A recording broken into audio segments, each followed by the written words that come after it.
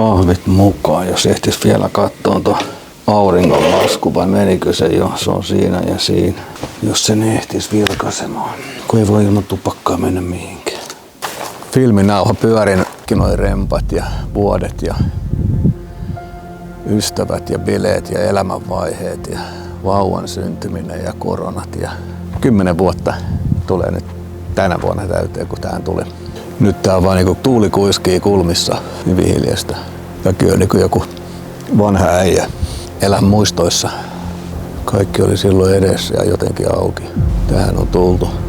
The house that once carried the promise of a life of his own stands in the middle of unfinished work. The dream had never been only about owning land. It was the dream of a place that could provide a livelihood, a life not built around endless, directionless labor, but around work that belonged to a home, a family, and a purpose. But once the place was found, the promise entered the world of conditions. What had been pursued as freedom from endless labor began to demand more labor than ever. The work that was meant to belong to a home, a family, and a purpose became work done to prevent loss, debts, renovations, maintenance, family pressure, and long days needed to keep the whole from collapsing. This was the logic of Romans appearing in one life. The good that is pursued does not appear as intended. Under the pressure of agency, it turns into the form of what one was trying to escape. And in that reversal, the dream began to exhaust the agency that had once pursued it. This chapter asks whether the direction of history can be read through the same movement: promise, fulfillment, exhaustion, through control, and the final impasse of agency. After the Second World War, the rules-based order promised every nation a place of its own, a world held together by law, borders, rights, institutions, and recognition. But what happens when the rules that were meant to secure a place begin to feel like a burden from the standpoint of autonomous agency? This chapter follows that question from one life to the global order, and from the global order to Israel, the place where Paul's argument in Romans 9-11 becomes historically measurable. Until now, this series has followed a path that was never planned. It began with burnout, a return to Riddick, old archives, childhood faith, and the question of whether history itself could be read as a story. That question led the documentarian to Jerusalem on December 21, 2012, to film what he understood as a threshold between ages.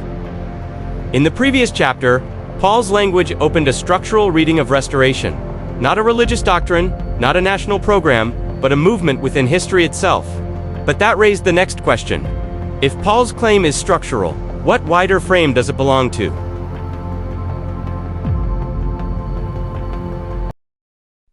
After returning to Finland from Jerusalem, the documentarian withdrew from the pulse of the Middle East and the restless momentum of Helsinki into the silence of the Porvoo countryside.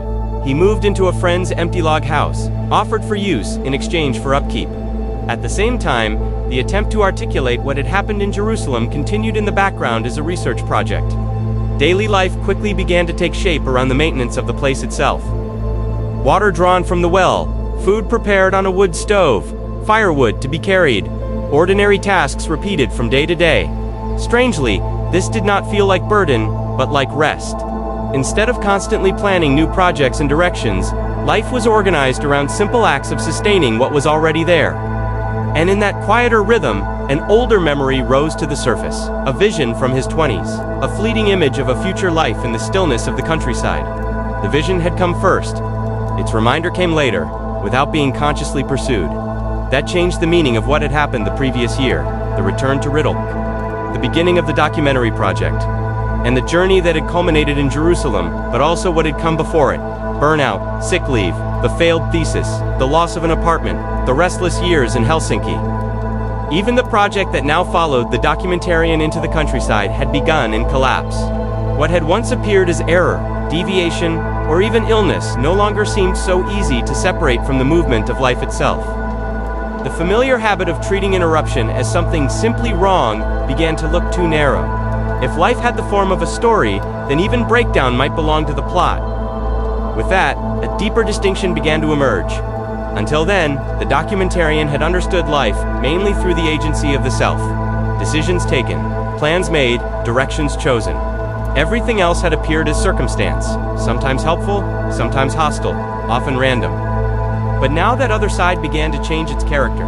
What had once been called chance started to appear as something more active, as if life itself were participating in the movement of events. Out of this came the first clear outline of two agencies. One was the agency of the documentarian, the one who acts, chooses, pursues, and tries to move life forward from within. The other became visible through a cinematic analogy, the relation between a script and its protagonist. A script is not passive. It sets the movement of events, the timing of interruptions, and the deeper direction of the story. The protagonist, by contrast, does not see the script. Agency is felt from inside the scene itself as intention, reaction, decision, and action. What had once been called chance now began to look more like the work of a story already unfolding. And from that point on, this distinction became the first guiding intuition of the research itself.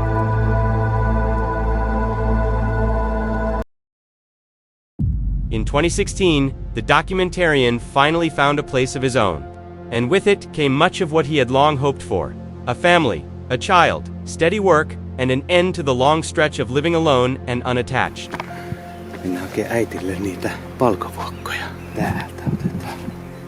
The goal had been reached. But that was also where another movement began. Agency no longer pointed toward the dream itself, but toward maintaining the ground on which it had been built, the property, the work, the repairs, the responsibilities, the effort to hold everything together. What had first appeared as the promise of a quieter life gradually became a structure of upkeep. The more firmly the goal was secured, the further life seemed to move from what had first made it worth pursuing. Eventually, keeping the property meant leaving it, moving back to the city, renting the place to others, and turning the dream of a life of his own into another structure of maintenance. On the global scale, a similar movement followed the world wars. A rules-based international order was established, and within it, nations were given a secured place in a shared system. In that sense, the order promised each nation something like a place of its own, recognition, continuity, and protection within a common framework. But that was also where another movement began. National agency was now tied to a global platform of maintenance institutions, and the constant labor of keeping the system in place. The same framework that made autonomy possible also limited how that autonomy could be pursued. And in both cases, the reaction is not surrender, but rupture.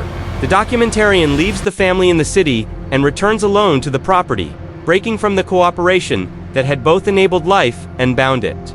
On the global scale, the same logic appears in harsher form. The rules-based order begins to look like an obstacle to what different actors most want. Russian great power return, American renewal, British economic independence. Or, in Israel's case, a Jewish state freed from the limits imposed by Palestinian presence and international constraint. And so the rules are no longer treated as the ground that made the goal possible, but as the barrier that prevents its full attainment. To reach the goal more directly, the documentarian takes out a higher-risk loan and decides to open a campsite on the property. Agency tries to recover the goal by acting more independently, more decisively, more on its own terms. And this same shift begins to appear in politics in the early 21st century. Alongside the language of international rules, another logic rises. The conviction that national aims can no longer wait for the approval of the UN or other shared institutions. The rules-based order did not simply limit national autonomy, it made it possible. But by making it possible on a shared platform, it also made autonomy impossible outside that platform. This is the snare, humanity's agency struggling inside the very structure that makes agency possible. Every movement to escape it only tightens the cord. Until recent times, history could still be imagined as the movement of separate peoples, nations, religions, and civilizations.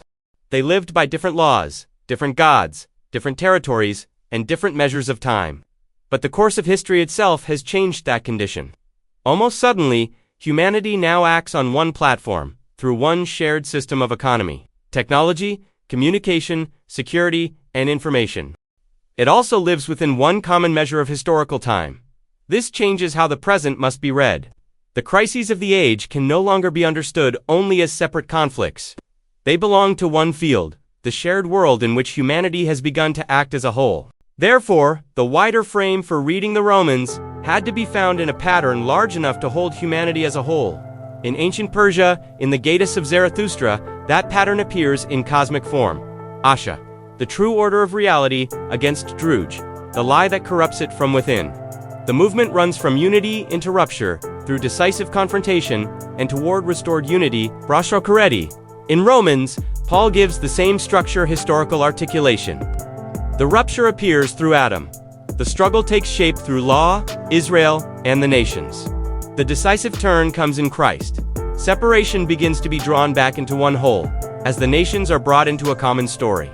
Before the beginning of common time, this was not yet the condition of history. When the scale becomes universal, the stages of the plot must also be read at the scale of humanity. Rupture becomes the emergence of language, the moment humanity begins to name the world, and every speaking self begins to stand before the world as I. Truth becomes unity, the whole in which life already exists. The lie becomes separateness, agency, acting as if it could secure life from outside that whole. The helpers and bringers of benefit become those who articulate the movement of history back toward unity. And the decisive battle becomes the moment when the world has become one. Before that, conflicts could reveal the rupture, only locally, in a people, a nation, a religion, or a single life. They could not expose the condition of humanity as a whole. A shared world becomes visible the way a shared house does. If everyone lived in separate houses, each decision would remain separate. But under one roof, one person's heat, debt, noise, lock, or water becomes everyone's condition. The conflict appears when the house is already shared, but each resident still acts as if their room were a world of its own. This is the condition of the present. Humanity now lives under one roof, while its agency still acts from separate rooms. That is why restoration first appears as pressure. The pattern had now become visible. The world has become structurally connected, but its actors continue to move from the logic of separate interest. And this is where the ancient pattern begins to press into the present. Isän velvollisuudet hoidettu. Tää on nyt se keittiöremppa ja myöskin vessat. Tämmönen huhtikuu, niin tänne tulee nyt sitten teltat ulos ja pystyy ja By the spring of 2025, the documentarian is still trying to push forward. The campsite is not yet open. The property is under pressure, and the future of the house has begun to move toward foreclosure. From the inside, it had seemed like a question of his own agency, his land, his work, his decisions, his ability to keep going. But the harder he pushes, the more clearly another reality appears. The property is not an isolated room. It belongs to a structure of debt, law, labor, family, taxation, energy, customers, institutions, and time. The attempt to secure life on one's own ground reveals the opposite. Even the most personal place is held inside a shared infrastructure. The house was never only his own, it was already connected to the whole. A Senate panel describes Y2K, the year 2000 computer bug, as a worldwide crisis. At the turn of the millennium, the same structure appeared at the scale of the planet. Y2K mattered not because the world collapsed, but because people suddenly felt the same infrastructure beneath everyday life. Then September 11th revealed the same structure as shared vulnerability. One act in one place was watched everywhere, felt everywhere, and answered everywhere. There's a particular moment that stands as a catalyst to so much that has defined our era and impacted millions of people. This is where Zarathustra's cosmic frame enters Paul's historical language. What Zarathustra names as Asha and Daruj, the true order of reality, and the lie that distorts it, Paul names in Romans 8 through sarx and pneuma, flesh and spirit. Sarx is agency held inside the illusion of separateness. Life trying to secure itself as if it could stand outside the hold that sustains it. Pneuma is the force by which that hold begins to break. In history, their conflict appears as uncertainty, exhaustion, mistrust, pain, and the loss of confidence in old forms of judgment. In one life, it is felt in the body. The harder agency tries to defend its own ground, the more it discovers the structure that already holds it. This is why the present feels the way it does, not simply unstable, but caught in a form of agency that is beginning to lose its grip. Mä sain tekstaria, mä itse asiassa yrittänyt soittaakin, mutta mun tilanteesta. Edelliseen velkaan me ei saada sopia mitään, niin sitten on sillä tavalla, että sun pitää laittaa se myyntiin.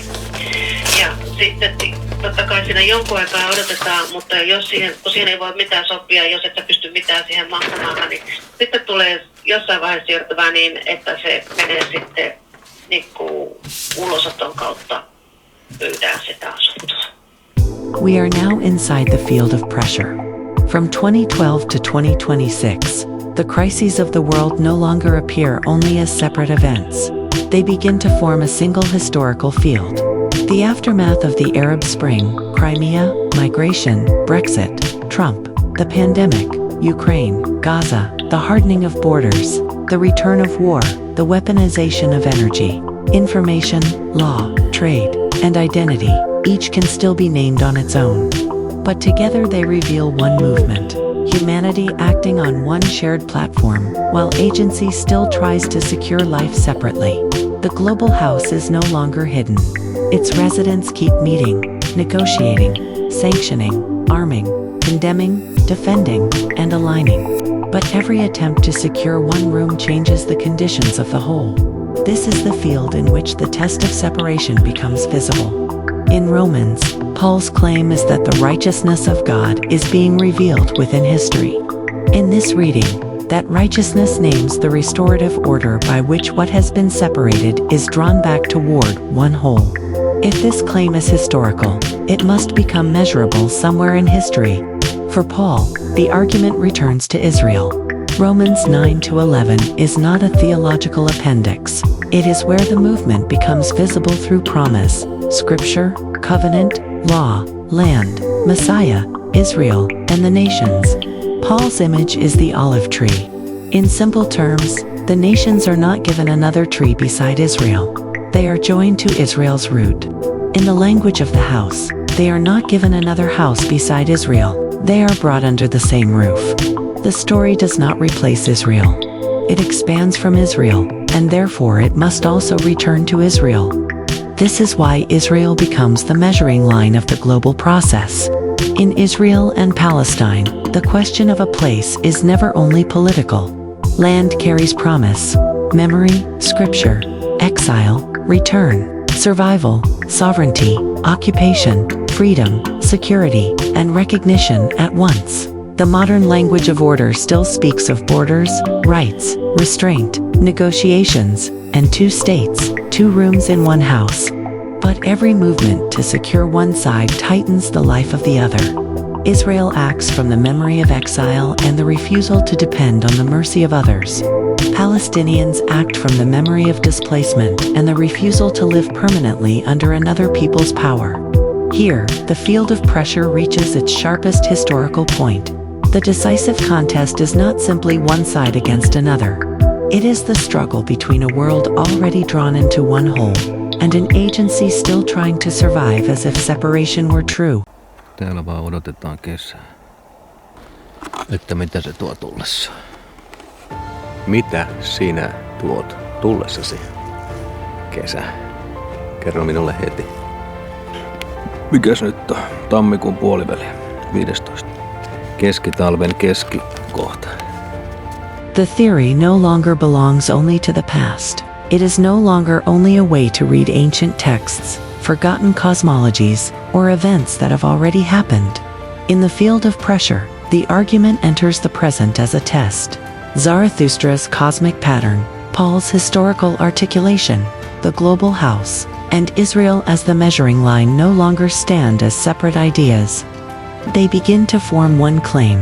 If restoration is real, it must appear where agency reaches its limit. What has appeared as crisis begins to take dramatic form. In Aristotle's sense, drama is not made by isolated incidents, but by mythos, the ordering of events into one intelligible movement. The rupture, the hardening of autonomy, the shared house, the snare, and the pressure of Israel are no longer separate themes. They begin to function as movements in one unfolding plot. The pattern is no longer hidden behind events. It begins to appear through their order.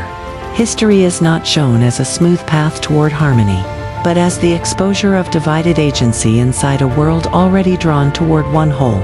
This is why the present feels unstable in a deeper way. Events no longer merely happen one after another. They begin to reveal the structure of the movement that carries them.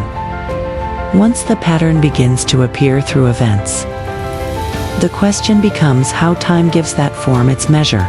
A promise, a failure, a crisis, a return, a war, a restoration. None of these can be understood only at the moment they occur. Their meaning appears through the time that carries them. This is why the next chapter turns from events to time itself, not as the backdrop of drama, but as the force through which drama becomes visible. Time is measured cyclically and linearly, through signs, counts, and turning points. But before it becomes a calendar, time is already carried in language. Every sentence that remembers, expects, promises, regrets, or asks what comes next, places life inside a before and an after. It allows history to appear not only as sequence, but as dramatic form. The season now turns to the question that has been waiting beneath every event: how time is measured, what makes a turning point visible, and what that measure reveals about the moment we are living in, both in history and in the promise that has carried the documentarian's life to the limit of his own agency.